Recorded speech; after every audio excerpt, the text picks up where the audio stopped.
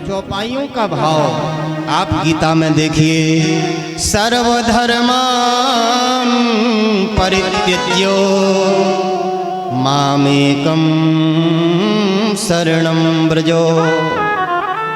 भगवान गीता जी में कहते हैं सर्वधर्मान, समस्त धर्मों का त्याग करके मामेकम, मेरी शरण में आ जाओ। तो आपकी शरण में आने से क्या होगा? भगवान कहते हैं अहम त्वा सर्व पापेभ्यो मोक्षयिष्यामि मा शुचः। मैं तुमको संपूर्ण पापों से मुक्त कर दूंगा, मेरी शरण में आओ तो सही। इसलिए भगवान ने विभीषण जी को शरण में लिया, और शरण में ही नहीं लिया, तुरंत समुद्र का जल मंगाया है और विभीषण जी का राज तिलक कर दिया। अभी लंका में रावण बैठा है, लेकिन भगवान ने अभी ही जल मंगा करके विभीषण जी को लंका का राजा बना दिया। सुग्रीव जी ने कहा कि वाह महाराज वाह, मुझे ऐसा लगता है कि आप कभी कभी जल्दी करते हैं। बोले क्यों? बोले आपने विभीषण को लंका का राजा बना दिया, बहुत अच्छा हुआ, शरण में आया। मान लो अगर कल के दिन रावण शरण में आपकी आ जाए, तब आप क्या करेंगे? राम जी ने कहा कि सुग्रीव, अगर रावण भी मेरी शरण में आ गया तो मैं पीछे नहीं हटूंगा, रावण को अयोध्या का राजा बना दूंगा। भरत मेरा भाई है, मैं भरत से कहूंगा तो शीघ्र ही वह अयोध्या को छोड़ देगा, मेरे साथ वन में चलने के लिए तैयार हो जाएगा। इसलिए शरण शब्द की विशेष चर्चा आप शास्त्रों में देखेंगे। भगवान कपिल ने माता देवहूति को सांख्य शास्त्र का उपदेश दिया। ये सांख्य शास्त्र क्या है? सांख्य शास्त्र में तत्व की चर्चा की गई, और ये तत्व कोई दूसरा नहीं, श्री कृष्ण ही वह तत्व हैं जिनको जानना चाहिए, श्री राम ही वह तत्व हैं जिनको जानना चाहिए। गीता में भगवान कहते हैं कि मेरे 4 प्रकार के भक्त होते हैं। चतुर्विधा भजन्ते मां, 4 प्रकार के भक्त। कौन कौन से? आर्तो जिज्ञासुरर्थार्थी ज्ञानी चा भरतर्षभः। सबसे पहला भक्त होता है आर्त भक्त। आगे आप गजेंद्र का चरित्र सुनेंगे। गजेंद्र ने आर्त होकर के भगवान को पुकारा तो भगवान ने कृपा की, तो इनको आर्त भक्त कहते हैं। दूसरा भक्त होता है मेरा जिज्ञासु भक्त। जिज्ञासु माने मुझको जानने की जिज्ञासा, लालसा जिसके अंदर उदित हो, वह जिज्ञासु भक्त कहलाता है। तीसरा भक्त होता है अर्थार्थी, संसार के सुखों के लिए भगवान की सेवा पूजा उपासना करता है, तो आखिर वह भी भक्त ही है, क्योंकि वह जो कुछ भी मांगता है अपने प्रभु से ही तो मांग रहा है, इसलिए अर्थार्थी भक्त उसको कहा जाता है। और सबसे अंतिम जो भक्त होता है वो है ज्ञानी भक्त। चौथे प्रकार का मेरा भक्त ज्ञानी भक्त होता है। और इन 4 प्रकार के भक्तों में भगवान आगे के श्लोक में कहते हैं ज्ञानी त्वात्मैव मे मतम, ज्ञानी तो मेरी आत्मा है। एक बार वैकुंठ में एक भक्त और ज्ञानी पहुंचा, तो ठाकुर जी से पूछा कि हम दोनों में बड़ा कौन है, भक्त बड़ा है कि ज्ञानी बड़ा है? तो भगवान बोले ज्ञानी त्वात्मैव मे मतम, ज्ञानी तो मेरी आत्मा है। अब जो भक्त था बेचारा बड़ा दुखी हो गया, वापस जाने लगा। तो ठाकुर जी बोले कहाँ जा रहे हो? बोले महाराज जब आपने ज्ञानी को अपनी आत्मा बता दिया तो अब कुछ सुनने को रह ही नहीं गया, अब क्या बाकी है?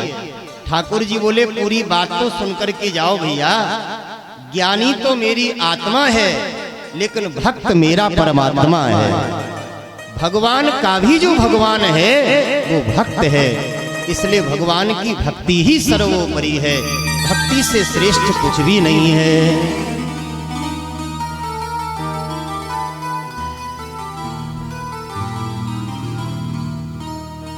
भगवान ने सांख्य शास्त्र का उपदेश दिया, हे माता जी, मेरे अनेक प्रकार के भक्त होते हैं, तो भक्तों के लक्षण क्या है? तितिक्षुवः, तितिक्षु माने सहनशील भक्त होता है। कारुणिकः, सुहृदा सर्वदेहिनां, अजातशत्रुवः शान्तः, साधवा साधुभूषणः। तितिक्षु होता है, सहनशील होता है, करुणावान होता है, सबका सुहृद होता है, अजात शत्रु होता है। मेरे भक्त की किसी से शत्रुता नहीं होती है। हम एक दूसरे से शत्रुता करेंगे तो फिर भजन कैसे करेंगे? मान लो आप कथा में बैठे हैं और आपका कोई शत्रु आकर के आपके पास में बैठ जाए, तो फिर कथा में मन लगेगा, बार बार उसी का चिंतन होगा। इसलिए अजात शत्रु होता है मेरा भक्त।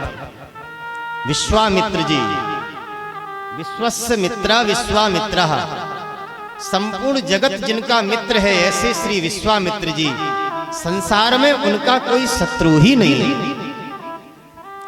यद्यपि श्री विश्वामित्र जी और वशिष्ठ जी का बहुत विरोध चला, अगर सबसे बड़ा कोई शत्रु विश्वामित्र जी का था तो वो श्री वशिष्ठ जी थे, लेकिन जब सबसे बड़ा कोई प्रेमी विश्वामित्र का बना तो वो श्री वशिष्ठ जी बने।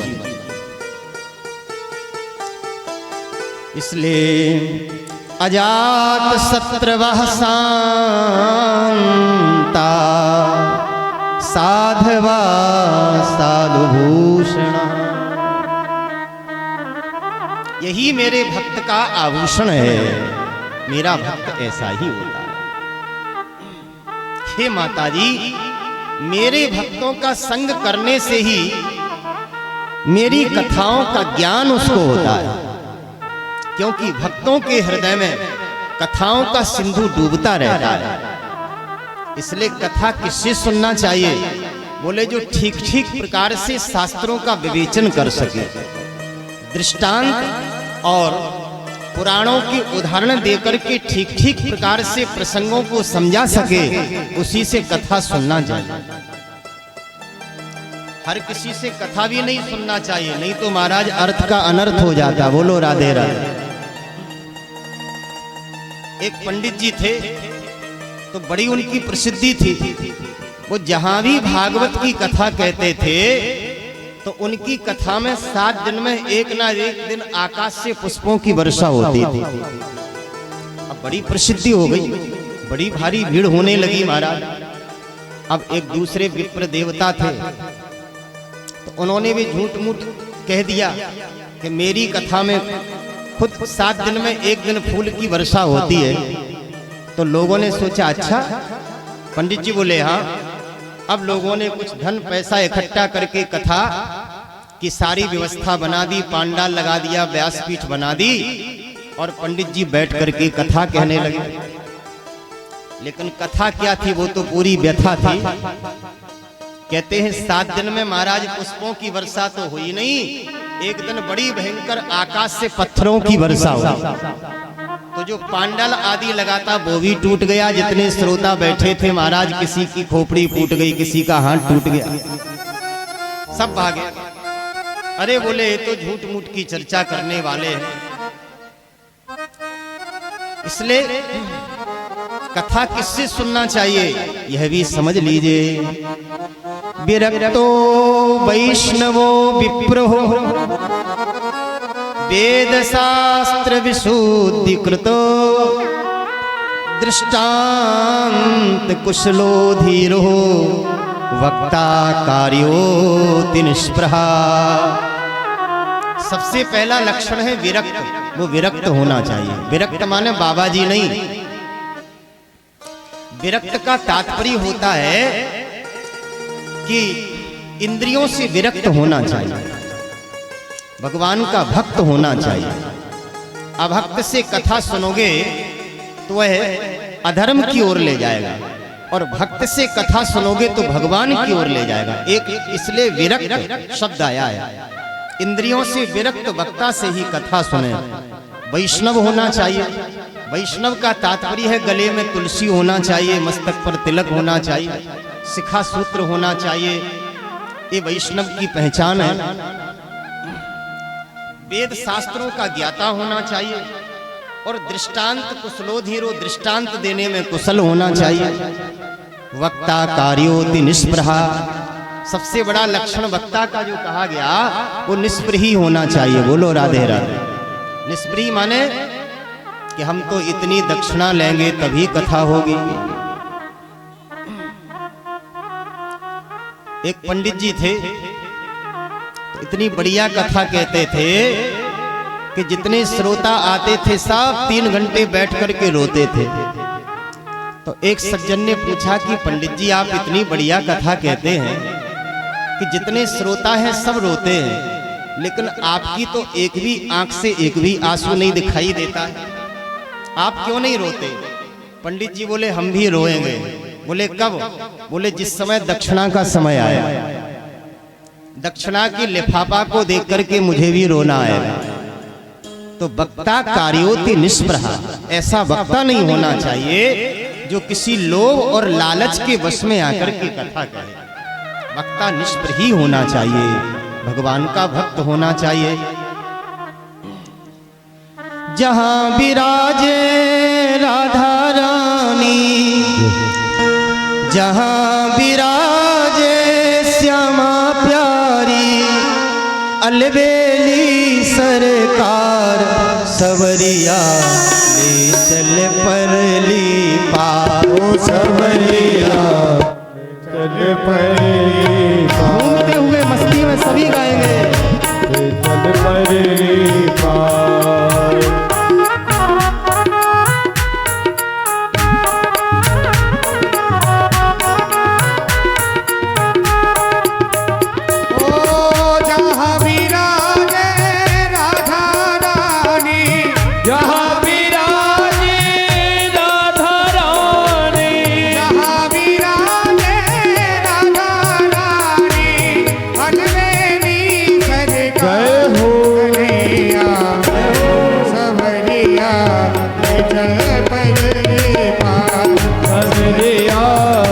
चल परले पार, कन्हैया ने चल परले पार, कन्हैया ने चल परले पार।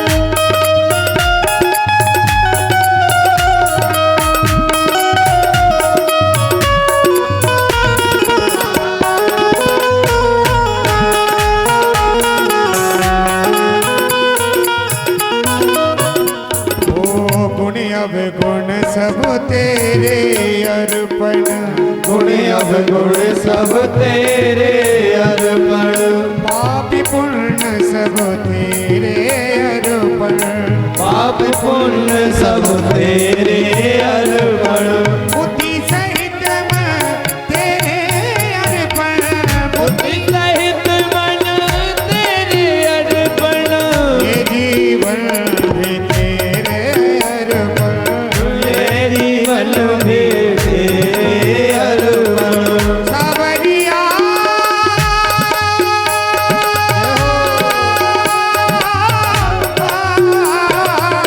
सावरिया में तेरी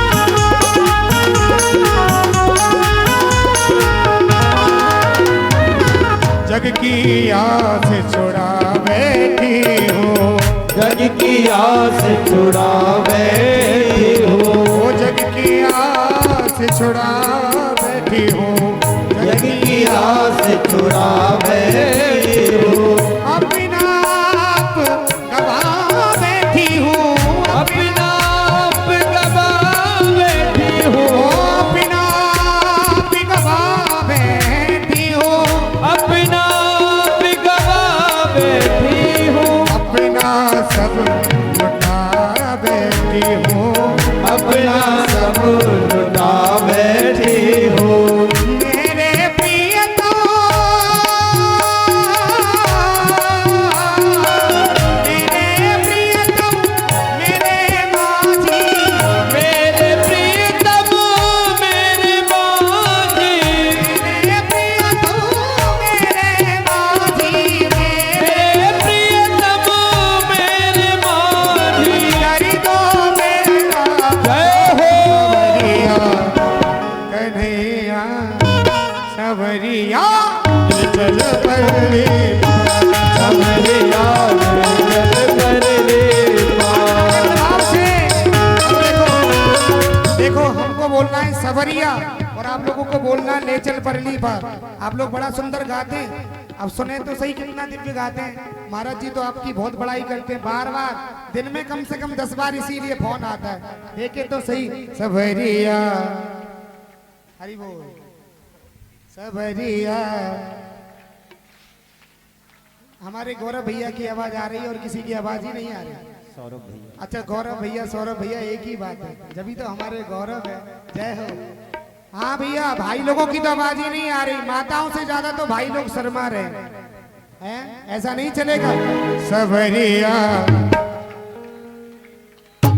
सवरिया, सवरिया ले चल परली पार। समरिया जल कर ले पार।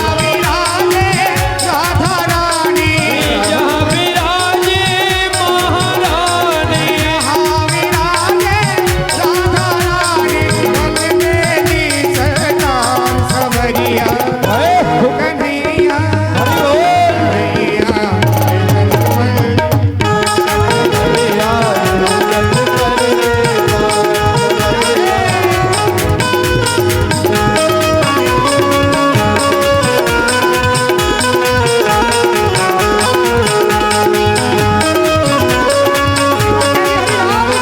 जय हो।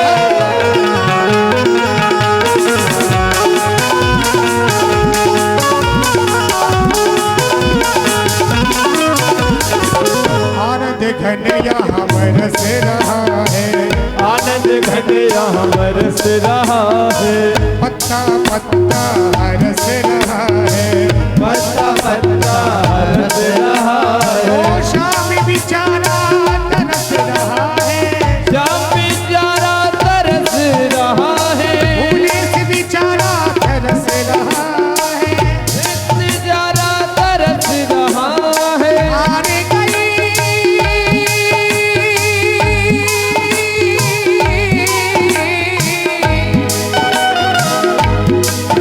ओ मेरे प्रीतम, मेरे माझी, बात हुई अब हार गई।